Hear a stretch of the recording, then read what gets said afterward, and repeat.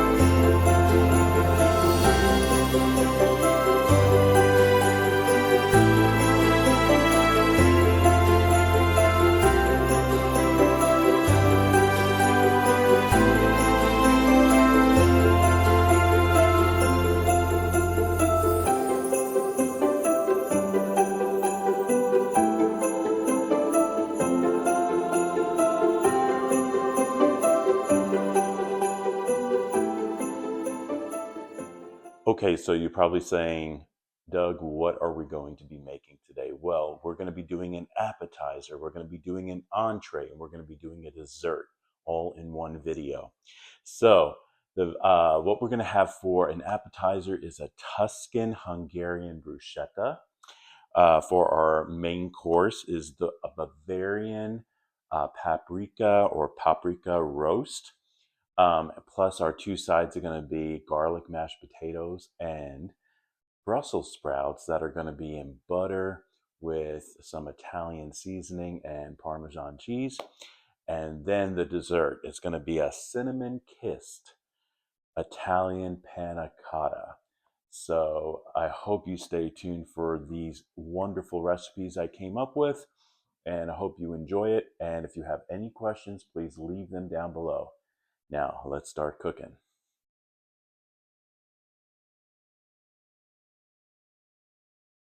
Okay, so we're going to start with our cinnamon kissed Italian panna cotta. So I'm going to tell you all the ingredients and all the supplies you're going to need, and let's get started. Okay, so let's go through the ingredients. So first of all, you're going to need 1 cup of heavy whipping cream. You're going to need a half cup of whole milk. You're going to need 1/4 cup of sugar, 1 teaspoon of pure vanilla extract. You're going to need about a half a teaspoon of ground cinnamon. This is very important. The gelatin, this is unflavored, original gelatin. Unflavored, you're going to need 1 package, but really you're needing about 1 1/4 teaspoons of the gelatin. And then you also want some nice, pretty ramekins or bowls to put your panna cotta in. So I got these beautiful spode heart-shaped Christmas ramekins that have a Christmas tree at the bottom. And this is just a really nice size for a nice little dessert. Plus, what you're going to need is, of course, we're going to need a small saucepan to heat up our milk and everything. And for topping, we're going to be putting some sweetened coconut, some fresh raspberries, and also mint leaves. We're going to make it look so pretty. All right, so let's start. You ready? Here we go. So I got 1 package of this gelatin, and I'm going to be placing about half of the packet of the gelatin into the small bowl. And I'm going to be just getting a few drops of milk from my half. Just a few drops. Kind of just stir that a little bit. So I'm going to use my cream. And we're going to also use the rest of our milk.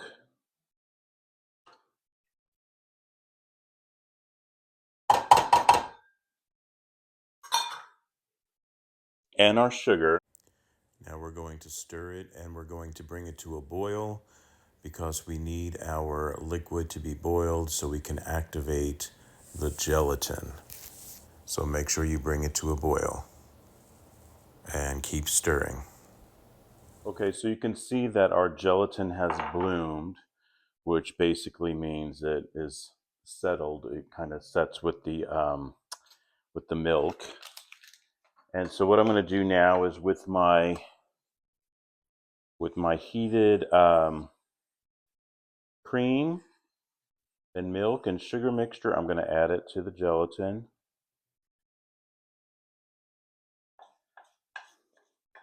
And then with the whisk, we're just going to whisk that together. You want to whisk it until it's smooth.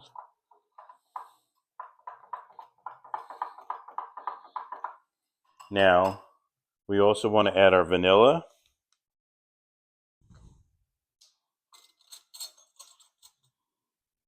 Which is our 1 teaspoon approximately of pure vanilla.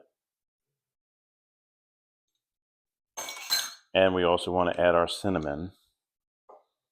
And that is half a teaspoon of our cinnamon. Cinnamon kissed.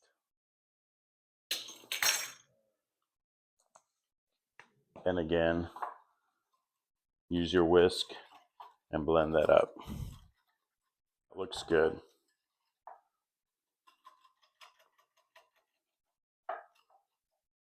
So now what we're going to do is we're going to pour this into our molds.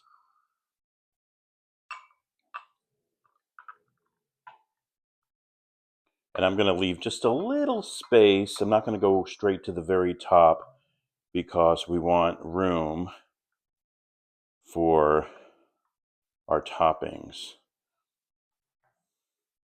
Now, just to let you know, this needs to go in the refrigerator for at least 4 hours. That's why we're making our dessert first, but you can see how easy that went. And we're going to put our molds in the refrigerator, wait 4 hours, and while we're waiting for our dessert, we're going to start cooking our main meal.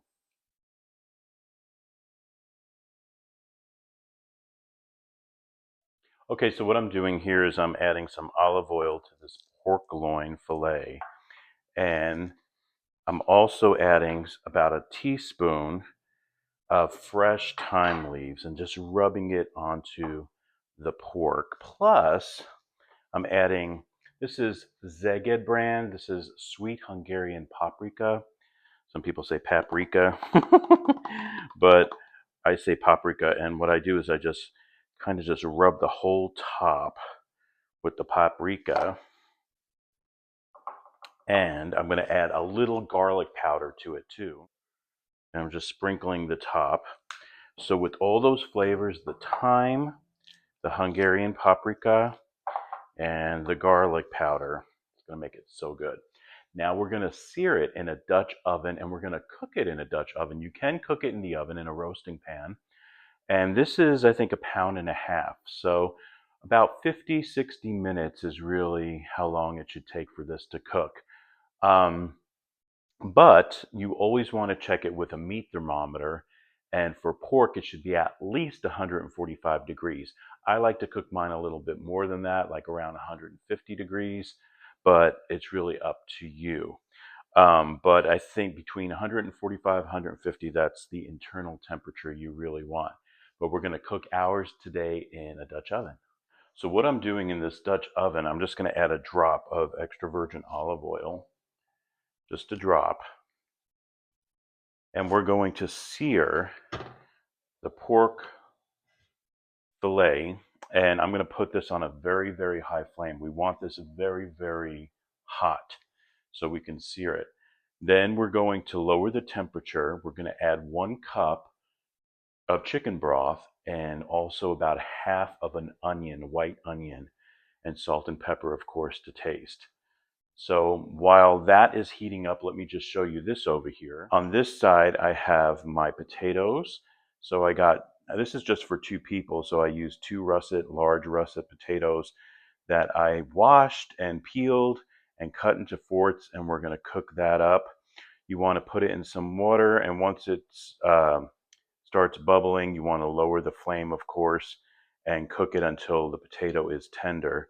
And then over here we have our Brussels sprouts, and I have that on a very low flame. We're going to steam our Brussels sprouts for now, and then we're going to cook those up too.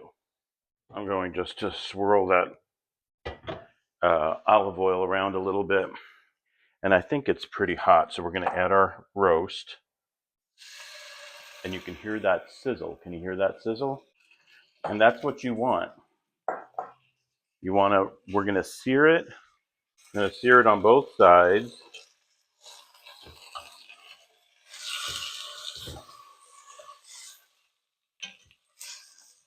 You want to get it really, really dark. So that's why this is on a high flame. Now the back, I'm going to add a little bit more Hungarian paprika. And a little bit more garlic powder.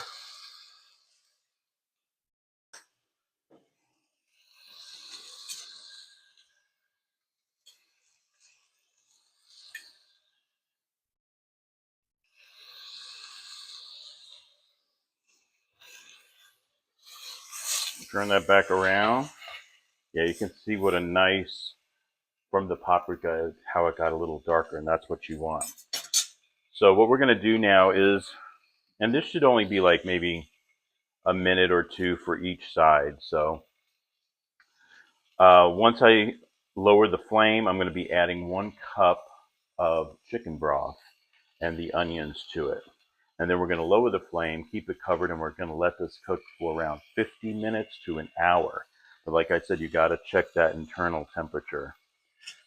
Chicken broth.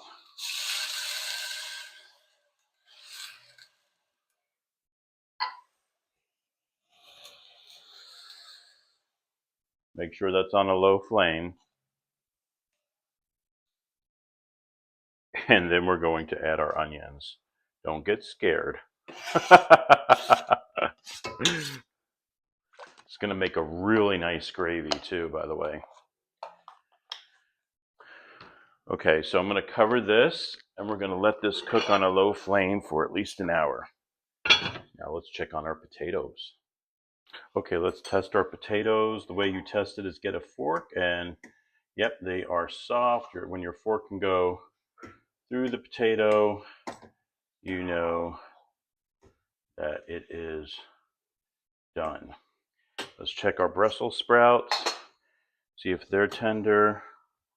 Yeah, I think our Brussels sprouts needs just a little bit more, but what you want to do in your steamer, just kind of move them around a little bit so they kind of steam equally. And this will probably take around maybe 10 minutes or so. Okay, so we're going to put the cover back on that. Our potatoes are pretty much done. Our Brussels sprouts are almost done, and I'm going to show you how to prepare it all. Okay, so let me show you how I make my delicious garlicky mashed potatoes. So first, don't forget these are 2 large russet potatoes. I'm adding 3 tablespoons of butter to that. Make sure that the potatoes are hot so the butter melts nicely. We're going to add just probably about a tablespoon of heavy whipping cream. And I'm also going to add approximately a tablespoon of milk. We're going to add about a tablespoon, or a little less than a tablespoon, of garlic powder. And then a little salt, pepper. Salt and pepper's to taste, really. I'm a pepper person. I say that almost in every video because I love pepper. And then sour cream.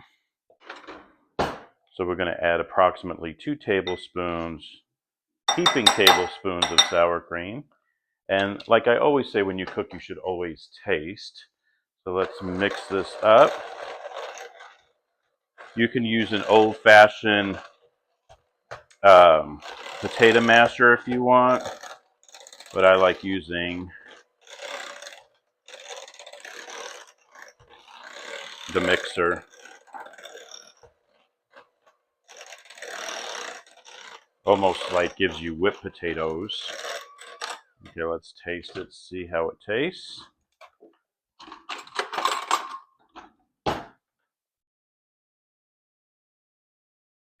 Mmm. Mmm. Yummy. I think a little more salt. And a little bit more black pepper.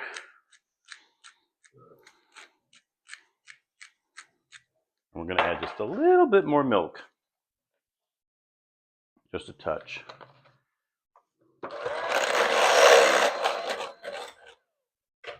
Give it another try. Mmm. Yeah. Mmm. That's it. Yum. Okay, let me check my Brussels sprouts. Yep, my Brussels sprouts are tender. This is the biggest one, and that is tender. So my Brussels sprouts are cooked. I'm going to turn off the heat, and now we're going to prepare them. Okay, so this is how I make my delicious Brussels sprouts. Tastes like nothing you've ever had before. So I got 2 tablespoons of butter here. I'm going to melt this butter first. You want to make sure your pan is totally saturated, totally saturated with butter. All right, so that means the sides, that means the base. You want it very buttery, okay? Very important that we get this very buttery. And I have it on a low to medium flame. You don't want to cook this too high. Okay, so keep that in mind. We are going to be using Progresso breadcrumbs, Italian style. So once that butter is melted, we are going to just cover the base with the breadcrumbs.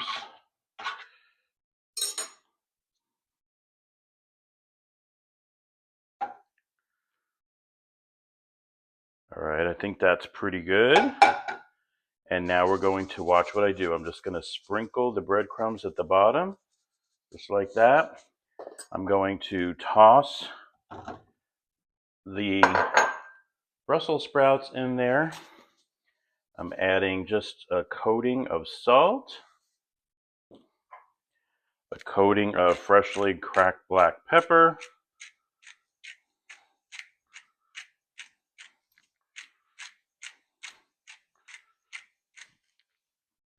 and then we want to add garlic powder and sprinkle the top with garlic powder.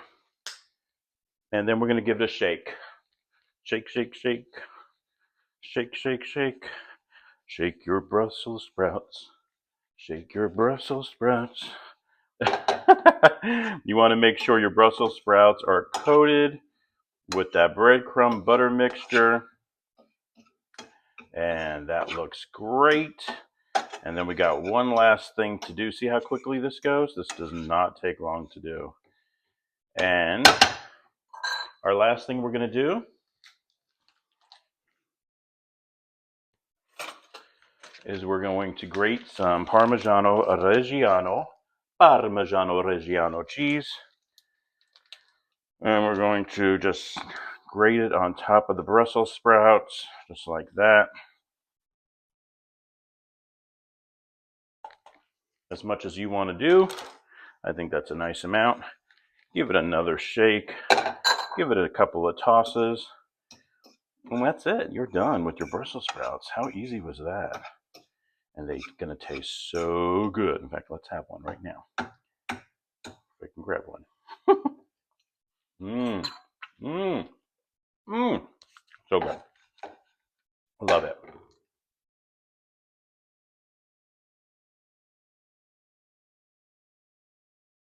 Okay, now we're going to begin to make our Tuscan Hungarian bruschetta.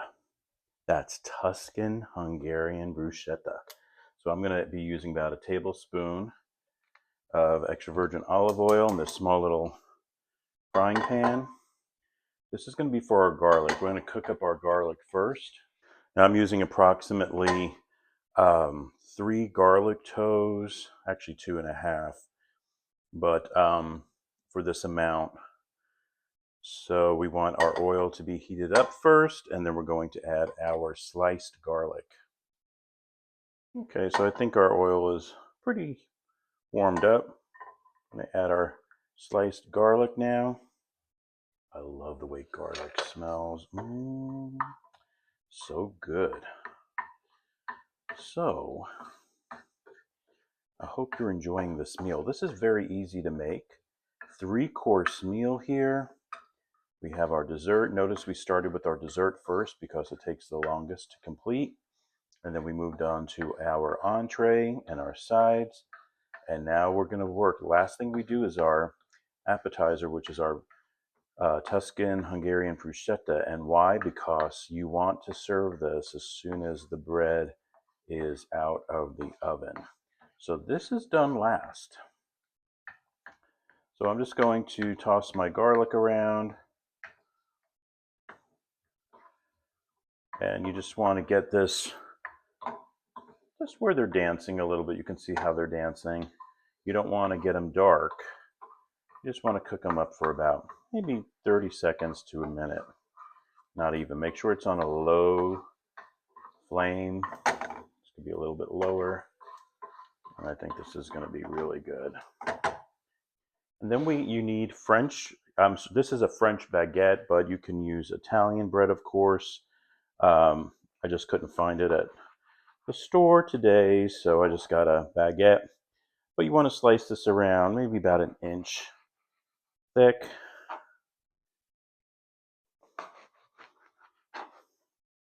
Now I'm just making this for 2 people, but of course if you have a family of 4 or you're having guests over, of course just increase the amounts. But I think this amount is going to be more than enough for Yvonne and me. All right, that's the end. We could just nibble on the end. So look at my sliced bread. And we're going to preheat our oven to 400 degrees.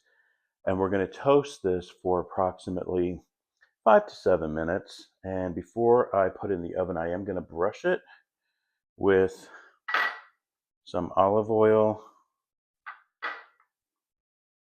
These just make really yummy appetizers. And all these flavors go so well together. Okay, perfect. All right, let me put them on a tray and then into the oven. Okay, and now for our bruschetta mixture. So I got 2 really nice sized Roma tomatoes and I cut those up. You want to dice those up, and I'm putting them in this bowl here. And I can see one I did not cut up too well, so let me cut this up a little bit better. All right, excellent. All right, then I'm going to add just probably about a teaspoon of dried basil leaves that have been chopped up, so probably about a tablespoon. 2 tablespoons of extra virgin olive oil, a little salt and pepper,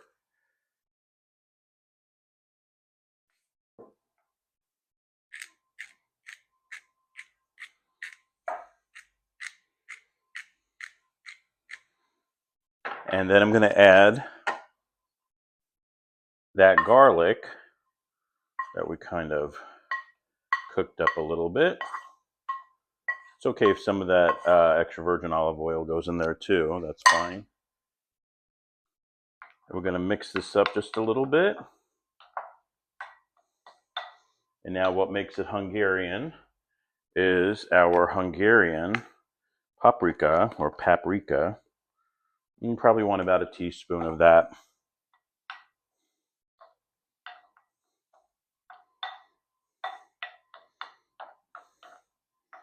And you will be putting this on top of the bread mixture, or on top of the bread, I should say. This mixture. We do have some Italian parsley here. I'm not going to put all of it. I want to put some of it, but not all of it, and I'll put the rest of it on when I serve it. This way it looks fresh and pretty. But you do want to mix a little bit of it in there. And that is it. How easy was that? Okay, so our pork is done. It looks great. And now I'm going to show you how we're going to make our gravy. So the very first thing we're going to do is we are going to get a scoop of the leftover drippings, maybe a couple of scoops.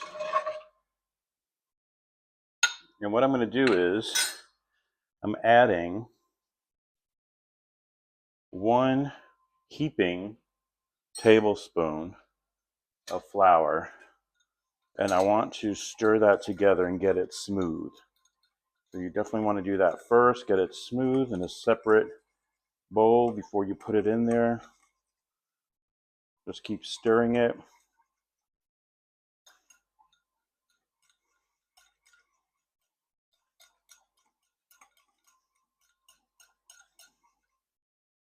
That looks good. And then I'm going to add it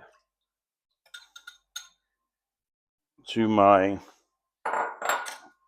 mixture, and then on a medium flame, I'm going to stir that together because we want a nice thick gravy, especially for our mashed potatoes, and our pork. How awesome is that going to be? Now, what I like to do with my gravy is I like to add just about a tablespoon of sour cream. And I'm going to get my whisk again and just stir that sour cream in there.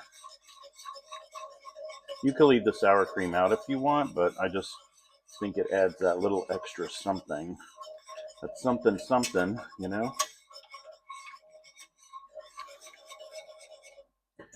And we're going to bring this to a simmer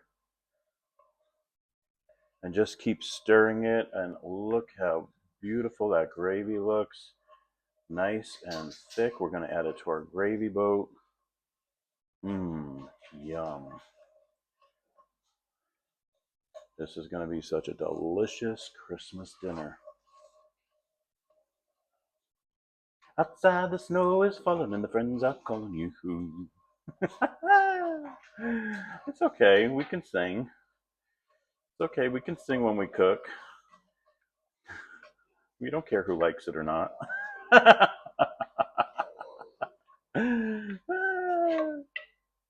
Okay, so I took them out of the oven and I just put about 5 on this little serving platter here for me and Yvonne. And then basically all you want to do is just sprinkle the tomato mixture with the garlic on top.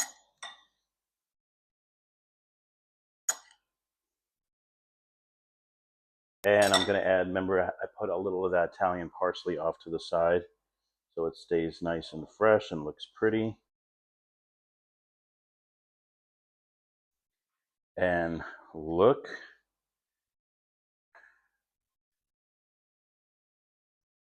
at that. Look how awesome that looks. I can't wait to take a bite. Okay, so I'm going to take a bite. Mmm. Mmm.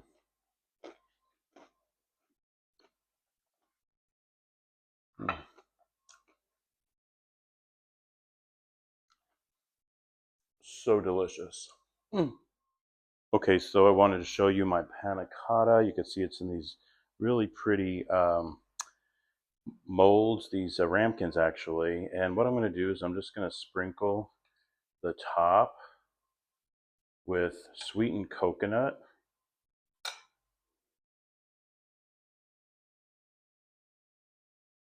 And this has been already in the refrigerator for about 2 hours, maybe a little bit more, but it needs 4 hours, so it has another 2 hours to go.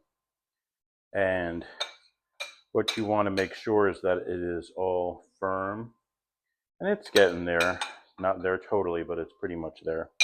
And then what we're going to do is we're going to add a couple of berries.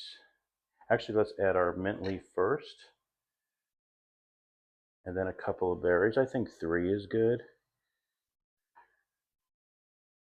Just like that. And I think that looks so, so pretty. Mint leaf and just a couple of berries like that. What a beautiful, beautiful dessert that is. So I'm going to put that back in the refrigerator and let that stay, and then it'll be time to eat. Yum. Well, thank you so much for joining us today on Happy Healthy Living with Yvonne Douglas. Hopefully you enjoyed making our delicious Christmas dinner, which is our Tuscan Hungarian bruschetta. For our entree, we made our Bavarian paprika or paprika pork roast with our garlic mashed potatoes and our Italian style Brussels sprouts, plus our delicious pork gravy and our wonderful cinnamon-kissed Italian panna cotta. Thank you once again, and Merry Christmas, and I wish everyone a very happy New Year. God bless.